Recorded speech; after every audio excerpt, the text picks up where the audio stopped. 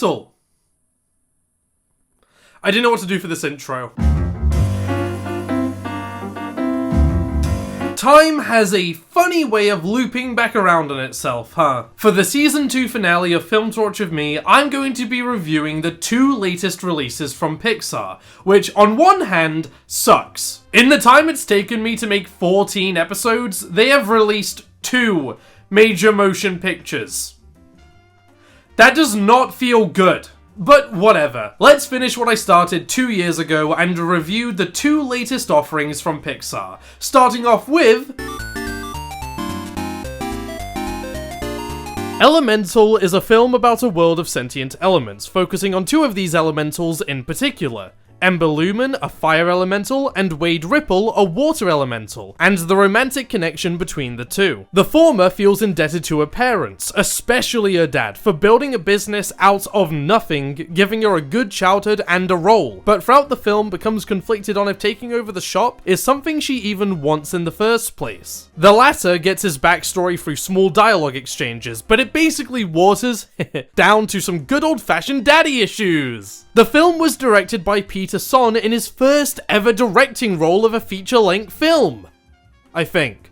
I can't remember. I think there was something there, but I can't get the image in my head. Elemental opens with and arriving at Element City. And how do we spell that? How about we just go with Bernie and Cinder? Elemental opens with racism. That's like if when you saw me for the first time, you just pointed and said cracker. I mean, it's true, but still. Fast forward 20 or so years and their child, Ember, is an adult trying to take over the shop so her father can retire. However, she has a deadly and severe disease called gamer rage and explodes whenever the slightest inconvenience happens. Okay, to be fair, this guy is a f***ing moron. I'd be pissed off too. On the important red dot sale day in the shop, Ember's outburst shakes the earth and causes water elemental Wade to get jettisoned out of the pipes and into the shop. Wade is also a city inspector and also a narc bitch. The rest of the film follows Ember and Wade trying to find a leak, discovering themselves, and most importantly, the blooming romance between the 2. Yeah, this is the first Pixar film where it focuses mostly on a romantic relationship between our 2 protagonists. WALL-E also has a relationship between the titular character and Eve, but I'd say its main focus is more about the journey they are on than the characters' romance. In Elemental, however, the romance is the point of focus. Ember and Wade's relationship is one of the better written parts of the film, which for being the main goal of the story is pretty important, so thank God it's done well. The progression of them meeting for the first time to actually bonding and becoming good friends to them dating happens pretty fast, but it doesn't feel rushed. It sailed along quite organically, and it was nice to see the 2 having an effect on one another. Mainly Wade having an effect on Ember, but still, it's nice. The 2 also have great, for f***'s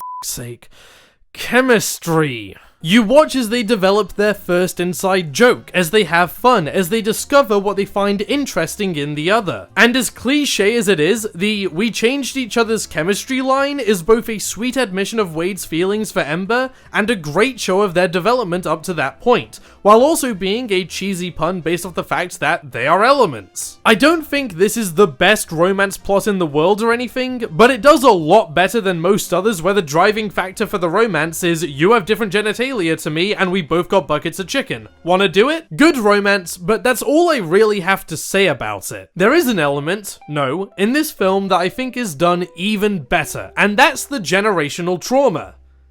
Again. Dude, Pixar, Turning Red had this too. Is everything okay? Oh no. Similar to Turning Red, Elemental has our main character feeling like she's inadequate to her parents and their expectations, mainly towards her dad in Ember's case, who practically spearheaded fire people living in Element City. Someday, her dad will retire and put her in charge of the shop. And let me tell you, I am so glad they went down a different route to Ember trying to prove herself throughout the film. Not that I think it would have been bad, but because what they did with the story instead is way more interesting. It's revealed after Ember visits Wade's family that she doesn't know if she wants to run the shop. The rest of the film from that point on sees Ember struggling and coming to terms with that realization and the fear of disappointing her parents. And it's done so well. The final stretch of the film sees Ember open up to her parents and finally tell them that she doesn't want to run the store. And Bernie's response is one that I think a lot of people may need to hear. Ember, the shop was never the dream. You were the dream. I mean, I'm not gonna cry, but it's a pretty great side story that runs alongside Ember and Wade's romance plot. Speaking of Wade, his side of the anxiety pool is practically non-existent. They try to set up one. He has a line earlier in the film about his life feeling all what's the point after his dad died in reference to his current job as a city inspector. The most interesting change we see in him is when he gets frustrated at Ember for not being honest with her dad, because we all know the devil shivers when a nice guy loses his temper. But come on, you couldn't have shown him getting interested in something other than Ember? A few more scenes showing Wade getting into Magic the Gathering or economics or being a landlord as their relationship went on would have gone a long way to make this character feel a bit more complete, which I wouldn't even be complaining about if they didn't write a line setting that plot up in the first place. A few more things about the writing and I'll go on to other topics. This film is pretty funny. Good slapstick, some dialogue that got a sharp exhale out of me, and how could I forget psychological warfare? 1979, November. You were... Never got a chance to say goodbye to Nana! What the fuck? I think the pacing is great. I definitely wouldn't have complained about a slightly longer runtime so we could get more Wade and see more of his growth as a character, but for the story it did tell, I never felt bored or like things were rushed.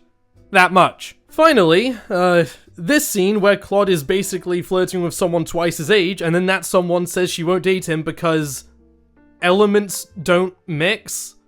Yeah, okay buddy, on an unrelated note, you ever wonder if they make fireproof prison uniforms? Anyway, onto the animation. Pixar's last handful of films have been amazing in completely different ways. Luca was a new style they had never really tried before, emphasizing a cartoony aesthetic over everything else. And after sitting on it for 2 years, it's easily my second favorite Pixar film visually. The only film that topped that was their previous release, Soul, which went in the complete opposite direction for most of its runtime, choosing to dive into their realistic side. And oh my God, it's so good! But in general, I've enjoyed this more experimental side of Pixar, which is to say, oh my God, it's so good! Elemental is one of their best looking films, at least to me, who's more into the weird shit. All the elements have their own way of moving and interacting that you can tell the animators poured hundreds of hours into. The fire elementals are downright mesmerizing. Thank God most of the film focuses on them and not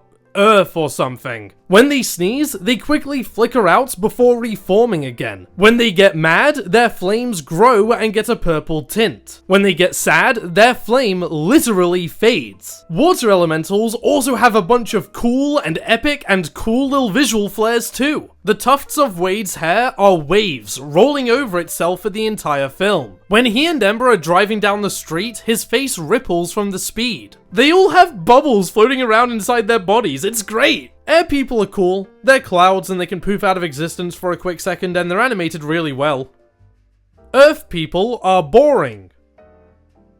Earth people are boring. The world itself is stunning. Element City's busy streets and shiny glass buildings are colourful and beautiful. The designers must have put 1,000 dog years into designing this place. One of my complaints is that we actually don't spend much time in the city. We spend a lot more time in Firetown, which... I still love it! All the buildings are built using bricks with a zigzag design, a lot of them shaped to look kinda like ovens? Pottery? God, it looks so cool. However, one of the best designed locations is the Garden Central Station. The building itself is flooded and run down, but that only aids in the wonder and mystique it presents. That last part may be because it's pitch black and we only get small glimpses, but what we do see is amazing. While I wouldn't put the animation above either Luca or Soul, it definitely takes the third spot. Hey! You haven't released yet! Get back in your cage! Thomas Newman returns for the soundtrack, and his score is as great as ever. I want to put special attention onto a few tracks in particular. Stop Wade is just a straight up banger, an up-tempo score with some fire backing vocals. Vivisteria, while reminding me a bit too much of this track from WALL-E's soundtrack, is still a beautiful and captivating backing track for the first time Ember and Wade hold hands, and Ember seeing the titular flower she's wanted to see all of her life. And, you know, I usually hate pop music made for animated movies because they are usually paced, but I don't hate Steal the Show by Love. It annoyed me for the first few times I listened to it, but on my fourth watch on this film, it started growing on me. I don't love it, but it's good. It fits the scene well. And that's Elemental. On my first watch, I was pretty lukewarm on it, but the more I've watched it, the more I realize this is a really good film. Not amazing, but a great step in the right direction for Peter Son's directing skills, and one that I will happily rewatch in the future.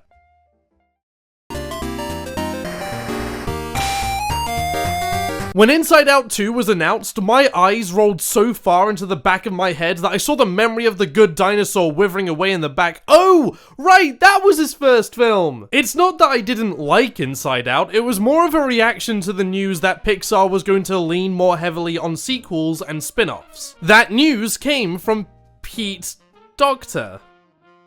Welcome back to the Pete Docter Appreciation Hour. I quit. I don't appreciate this, Pete. Okay, this is admittedly blown a bit out of proportion, and Pete eventually clarified that they are still making plenty of originals. However, Toy Story 5? Why? Regardless, I still saw Inside Out 2 in the cinema when it came out, courtesy of my lovely partner. And let me tell you, this film, visually, is amazing! The textures on the emotion's skin, the fluff of Sadness's clothes, the way they all move is so fluid.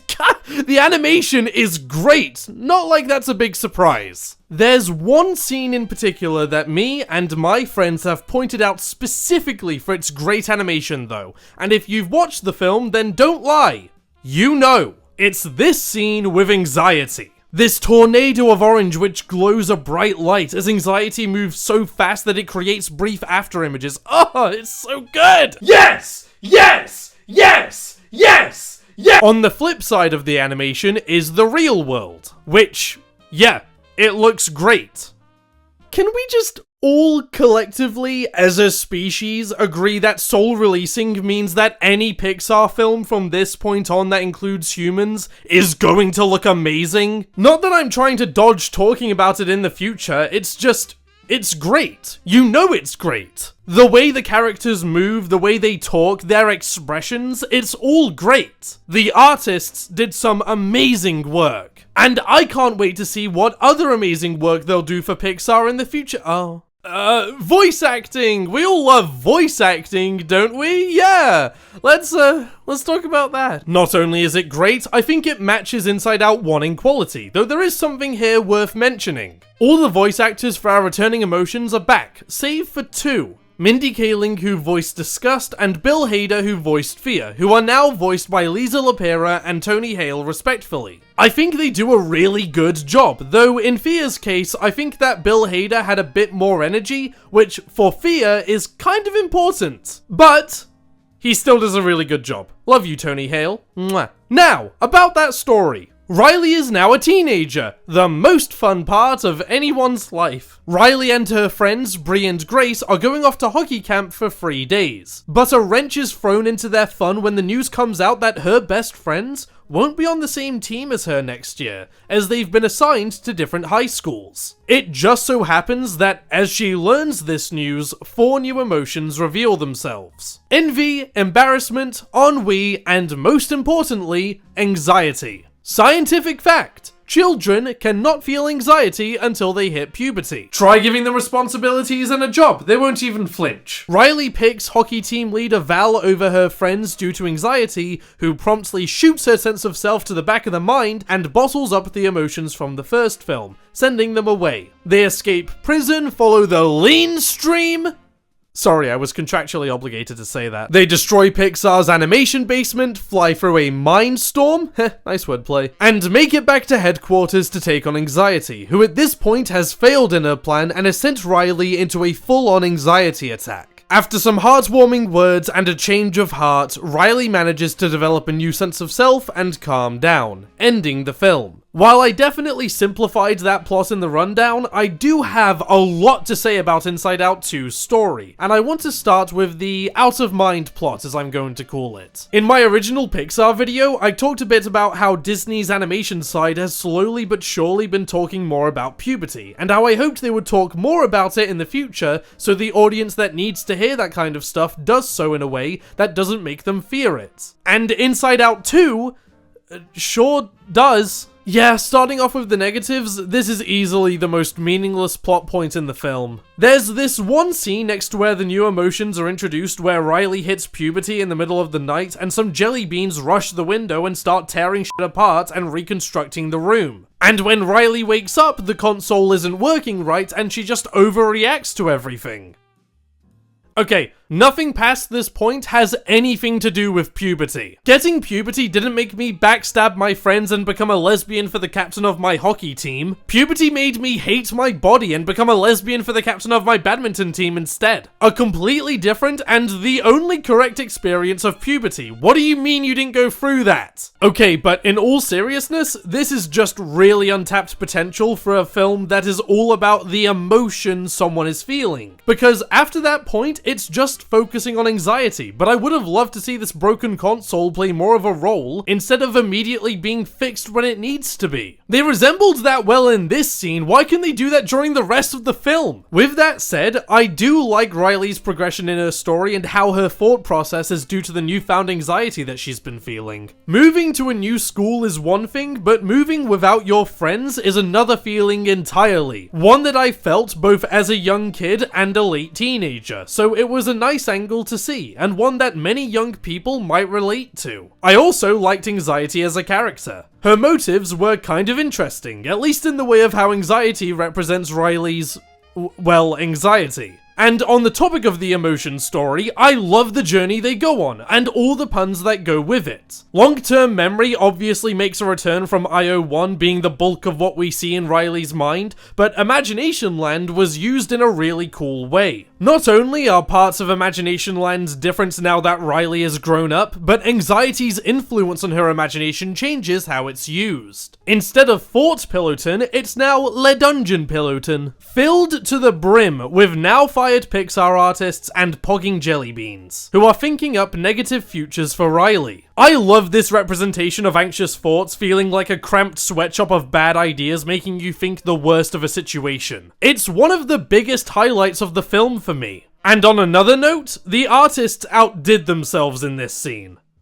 You know, the fired ones. The new places we see in Riley's mind are super creative too. The Mind Vault is a manifestation of where Riley keeps her deepest, darkest secrets, and while we don't see much of it, it sets up Pouchy to help later in the story. And then you've got the Stream of Consciousness, which is a pretty good pun, I like that. The back of the mind is a dark, barren place even when Riley is awake. The waving hills and ragged rocks sets the tone for the scene perfectly, and does its job at making you feel like this is the place where you send your problems when you try to ignore them. There is one problem though. The pacing is way too fast, as we don't get to stay long in any of these locations for them to really reach their full potential, aside from the back of the mind. The Mind Vault, for example. The scene lasts for 5 minutes and then they're out, which is kind of a bummer. Still, the story didn't feel rushed as much as these locations and some themes felt underutilized, but it was still an enjoyable journey. It was nice to see Joy and the rest of the emotions interacting for the majority of the film's runtime, which we didn't get to see too much of in the first. The characters are fun, the world exploration is great, the voice acting is just as good as it's always been, and yeah, good film. I hate it. Alright, so why was this made? While the themes of Inside Out 1 and Inside Out 2 are completely different, the journey they go on is basically the same, except in IO 1 they actually used its runtime to explore the characters and develop them. Joy especially. The journey wasn't just her and Sadness trying to get back to headquarters, it was realizing why Sadness was important to Riley's well-being, and she learned that through the journey they went on. She learned to trust Sadness's knowledge after nearly being abstracted. Yes, very funny, haha. She learned that sadness can have a positive effect on people by helping them work through their problems. And during the lowest part of the film for both Joy and Riley, she discovers exactly how Sadness, who she's always seen as an annoyance, actually helped Riley to feel joy in the first place. She accidentally rewinds on a happy memory to find out that at one point it was sad. Riley lost the winning shot of a hockey game, but because she was sad, her parents and eventually the rest of the team came to help her cheer up. She had the chance to feel joy because she was processing her emotions through sadness. Let's do this with Inside Out 2. Anxiety, not literal but figurative, doesn't really affect any of the protagonists we follow. The closest we get is maybe towards Joy, but I'd say this is more of an angry explosion than an anxious one. Anxiety is Riley's problem though. Joy's arc was set up earlier in the film at the 8-minute mark when she introduces the super high-tech Riley protection system, where she grabs unwanted memories and jettisons them to the back of the mind. This comes back around nearly an hour later when they finally reach the back of the mind and find the mountain of memories they've sent over the last 2 years. Joy has a moment similar to the first film where she's looking at all the memories and thinks, man. She blows up the mountain and leads all the bad memories into Riley's belief system, and after it all, learns a message that she tells Anxiety just moments earlier. You're right. We don't get to choose who Riley is. This was not explored in over half of the film's runtime. It's a conclusion they reached after a setup not even 10 minutes into the film, and didn't return to until they absolutely needed to. It makes the emotional weight of the A-plot feel pointless, and I can ignore that if what we got was at least new and fun, but it wasn't. We saw some new locations, but they didn't mean anything to the character development of either Joy or Riley, and certainly weren't interesting enough, with a lot of the set pieces being underutilized in the film's runtime. So, if they weren't going to do anything interesting, and they weren't going to properly explore these characters, all of these characters, then what's the point? Why was this made? I want to specify something real quick. I enjoy this film. I can watch it and have a good time. The part I hate is that this is the first big sequel Pixar has done since Toy Story 4. Ignoring Lightyear, that was a spin-off. And before its release, we learned of 2 more sequels coming out in the next few years, Incredibles 3 and Toy Story 5. And is this what you're doing? The same thing again? Because honestly, if that's the case, then I don't want it. Give Incredibles 2 shit all you want for its bad twist villain and messy plot. But bare minimum, they tried something new. They flipped the dynamic of the previous film in ways that I found really interesting. Same story with the prequel Monsters University. New setting, new themes, new characters that our main cast actually interact with for most of the film's runtime. Cars 2, for fuck's sake, is so weird, and I honestly think I'd rather rewatch that right now because it's so much different from its predecessor. Even if it's worse. If I wanted to watch Inside Out again, I'd do it. I wouldn't watch an inferior version that I get nothing out of. I don't want to bully this film any longer than I already have, because like I said, this is still a good film, and the director Kelsey Mann did an amazing job. But, look, Disney, I get it. Making a film this big is a risk no matter what way you look at it, as it costs so much money to make. However, you are also one of the biggest companies on the planet, which makes more money than I will ever sniff in my lifetime. So why not take a risk and make a story that is actually worth telling? I rewatch Monsters Inc. not just because it's a good film, but because the concept is so interesting and offbeat. I rewatch WALL-E because it has a unique take on the sci-fi genre while also having some real commentary about how we treat our planet. And I rewatch Toy Story because the concept of toys being alive is so weird yet captivating, an extension of what we felt about our childhood toys as kids, that they were alive. Why would I ever rewatch Inside Out 2 after this video? Because as good as it is, it doesn't offer me anything new, and offers much less than Inside Out 1 did. And I can't speak for everyone, but I don't want that going forward.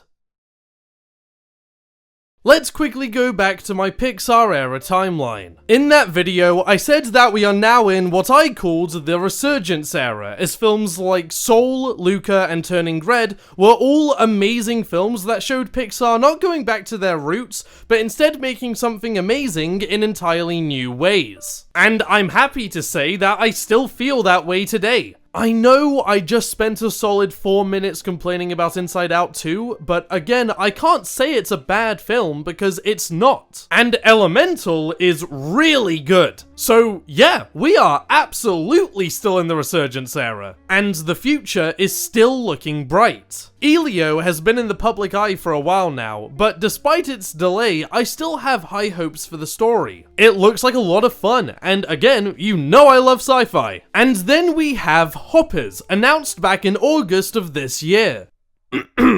The story follows Mabel, who can transfer her mind into a robot beaver with the goal of going undercover in the animal kingdom.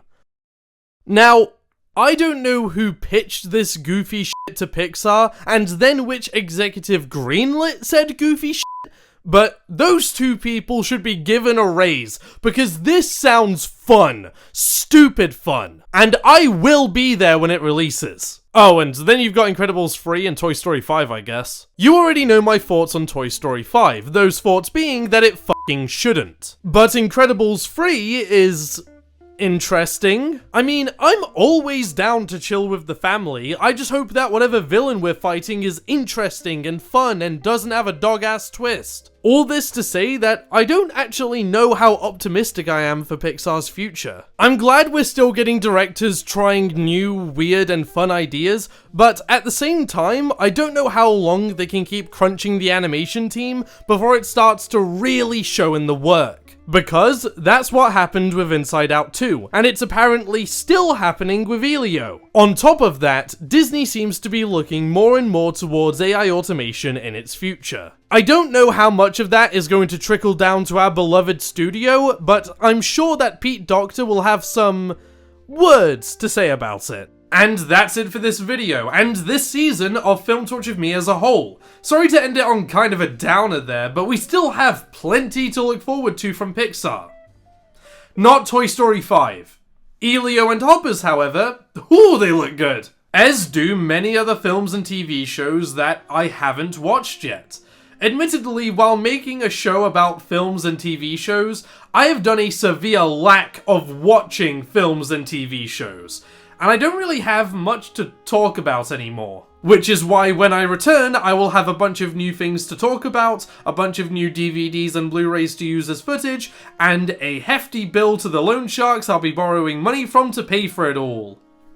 All jokes aside, I'd like to say a few things before ending the season. I'd like to thank Egg Soup, Rosé, and Ion for doing the amazing thumbnail arts throughout the season, plus a bonus episode going onto the Patreon next week. Thank you, Ion, for that thumbnail. Ink, also known as Sketch Frame Studios, deserves one hell of a mention for making a lot of the skit art that you've seen over the last year and a half. Same goes to Asian Pizza, Tapioca Sketches, and Egg Soups again for making other skit pieces over the last season. Thank you to Eric, Snybun, Driving Skeleton, and Vantacrow for lending their voices, and to Tom for lending his image. Thank you to my dad for lending me the money to pay for this setup, and to my brother for helping me film the Alphabetas video. It wouldn't have felt right to end this season without mentioning every single name I just said. And as cliche as it is, thank you all for watching, and for leaving all the really kind comments that you've sent.